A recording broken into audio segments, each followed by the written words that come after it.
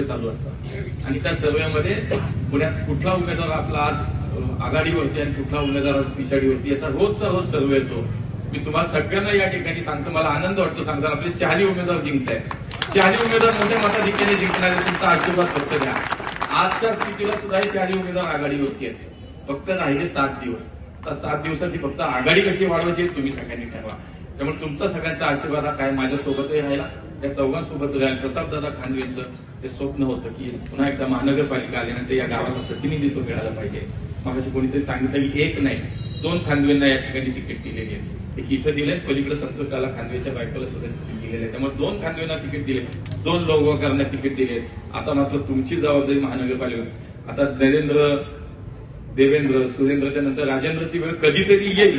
आता त्याची चिंता तुम्ही करू नका, तुम्ही आमच्यात आलाय. आता तुम्हाला आम्ही सामावून घेतले आणि तुमचं जे स्लोगन आहे ते आम्ही आता लक्षात खूप कठीण, काय काळजी करू नका. पण माझ्याकडे नाही, दादाकडे बघा, अध्यक्ष ते.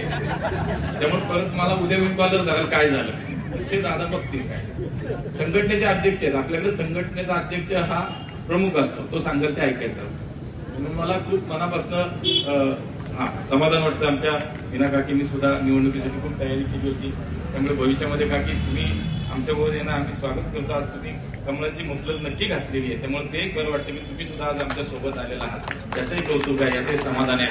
आणि म्हणून आपली सगळी लोक एक झाली आहेत. ही सगळी नाट्यगोतीतली माणसं आपण सगळी एक झालोय बघा. आता सुट्टी नाही द्यायची आणि म्हणून आपला सगळ्यांचा आशीर्वाद या चौघांसोबत राहू द्या.